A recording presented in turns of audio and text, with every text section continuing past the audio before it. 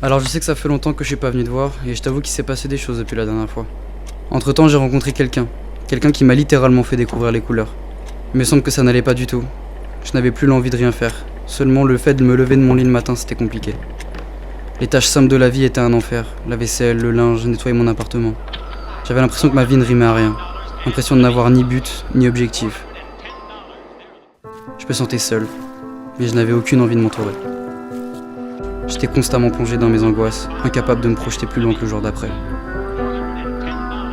Et puis je l'ai rencontrée, par hasard. J'étais perdu dans mes pensées. Je saurais même pas dire pourquoi ni comment je me suis retrouvé là, en face d'elle. Elle était différente de tout ce que j'avais pu voir auparavant. Elle avait ce genre de regard qu'on n'oublie pas. J'ai approché ma main et mon contact avec ses poils m'a fait l'effet d'un choc. Je me suis senti bizarre. Je suis rentré chez moi et tout avait changé. Je regardais autour de moi et tout semblait différent. C'était étrangement beau. Alors j'y suis retourné.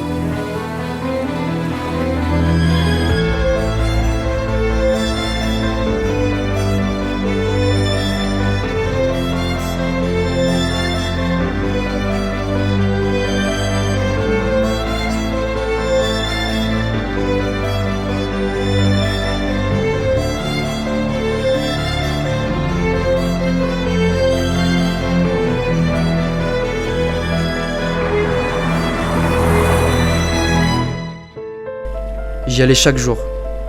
Et puis je me suis surpris à me lever plus facilement le matin, à retrouver une motivation, comme si je m'animais et que la vie s'animait autour de moi.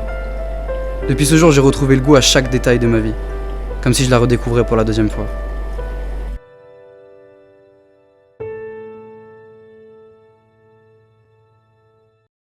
Interrogatoire de Lepelletier, témoin numéro 4.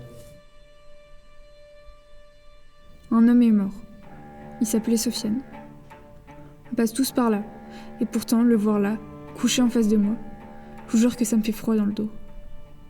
J'ai eu la chance, ou plutôt la malchance, d'avoir vu toute la scène. J'étais là encore 10 minutes auparavant, assise dans la cafette. Et puisque je suis devant vous, je vais tout vous raconter.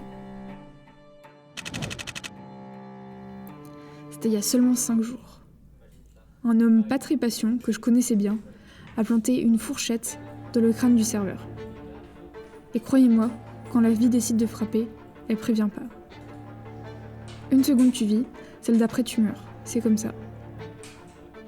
Quelques secondes avant, Sofiane avait renversé une tasse de café brûlante sur les photos du mariage de Thierry.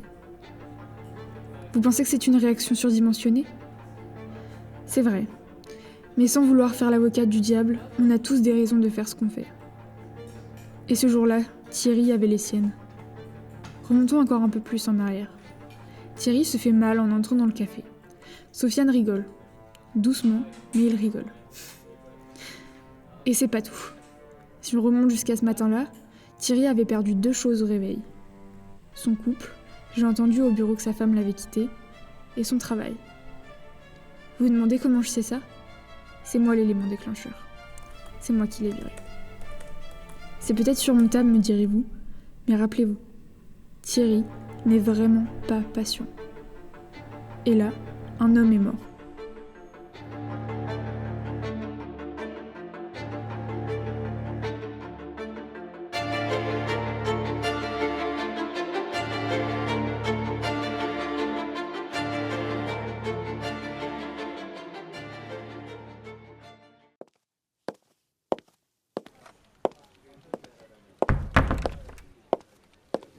Eh bien Marie, c'est quoi cette démarche? Tu veux attirer l'attention ou quoi? Bonjour Sébastien. Lui, c'est mon boss. Il a aucune notion d'éthique, il passe tout son temps à me draguer en pensant qu'il est l'homme irrésistible dont tout le monde rêve. Et là, il va dire un truc du genre. T'as fait quelque chose de tes cheveux? Ça te va presque bien. Ou c'est juste l'effet de lumière? Enfin, ça change de d'habitude. Allez Marie, ne dis rien, pense à ton augmentation. Sérieusement, je sais que t'essayes de te faire discrète. Mais ça se voit, hein. Tu pourrais faire un peu plus d'efforts pour, comment dire, enjoliver l'open space. T'es bouché ou quoi? Un petit sourire, ça serait trop te demander? Bon, laisse tomber. Tiens, t'auras de quoi t'occuper pour le reste de la semaine. Sérieusement? Il se fout de ma gueule, putain? Il a rien d'autre à foutre de sa vie, comme si j'avais pas assez de travail déjà. Marie, rejoins-moi en fin de journée dans mon bureau pour parler de ton augmentation. Ok, d'accord. Avec le sourire, s'il te plaît. Bon, j'ai réfléchi, on pourrait discuter de cette augmentation, mais tu sais, faut montrer un peu plus de bonne volonté. De bonne volonté, quel putain de prédateur. C'est qu'il faudrait que tu adaptes ton comportement, si tu vois ce que je veux dire. T'es en train de me faire du chantage? Appelle ça comme tu veux, Marie, hein. Mais si tu veux cette augmentation, il va falloir apprendre à coopérer.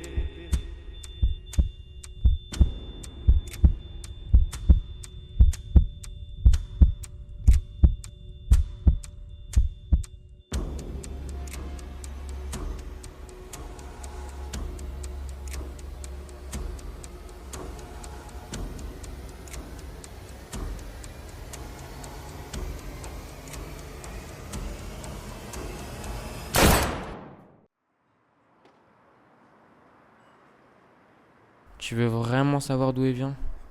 Bah, c'est un truc qui m'est arrivé il y a quelques mois. Mais vraiment, je veux que tu le racontes à personne. J'étais à une soirée, l'ambiance était cool, mais fallait que je parte, tu vois. Donc je descends, je regarde mon tel et je me rends compte qu'il n'y a plus de tram. Et donc, je devais rentrer à pied, quoi.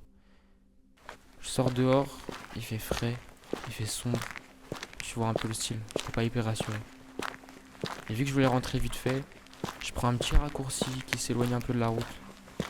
Genre un endroit un peu isolé, un peu flippant. Et j'envoie un snap à mon pote pour lui raconter un peu, mais il n'y avait plus de réseau. Et plus le temps passe, plus je sens des vertiges, des trucs dans le genre, tu vois. Et ma nuque me grattait, mais je fais pas gaffe. Puis en continuant, je vois genre les ombres elles font vraiment des trucs chelous. Je croyais voir des trucs dans l'obscurité, des trucs sur moi. Et je comprends que je me suis fait droguer, quoi. Du coup je flippe de fou. Je me dépêche à rentrer parce que l'endroit me foutait vraiment la trouille. J'avais la sensation d'être observé, poursuivi, et en même temps j'avais l'impression d'être dans un autre monde. J'ai vu vraiment des trucs de fou. Et d'un coup, je tourne. Et c'est le trou noir complet. Le lendemain, je me suis réveillé sur un trottoir avec cette cicatrice. Je suis allé aux urgences et j'ai appris qu'on m'avait prélevé un rein pendant mon sommeil. Donc, tu sais d'où elle vient maintenant et puis tu connais l'histoire.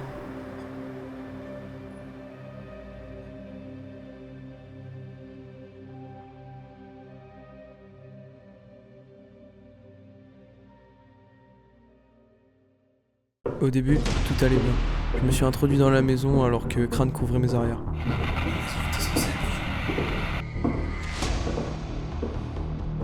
Crâne m'avait dit que le butin serait sous le matelas, mais j'ai préféré chercher partout pour m'assurer de ne rien louper.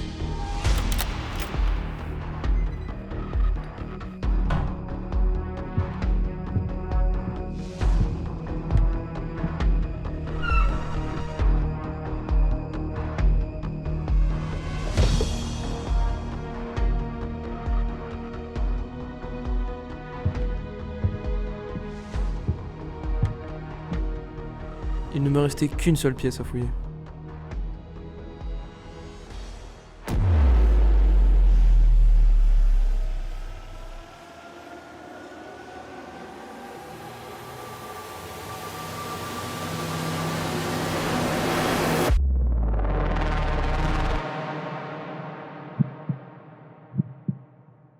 Mais Crâne ne m'avait pas prévenu que je trouverais autre chose.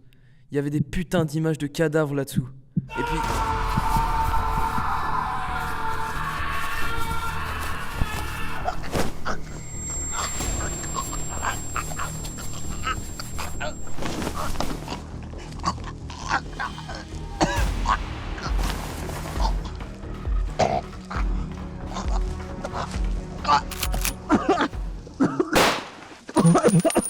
Putain, j'ai cru que j'allais crever, merde. Heureusement que Crâne l'a buté. Sérieux, c'était quoi ce bordel? Dépêche-toi de me filer le butin, je le sens plus ce crâne.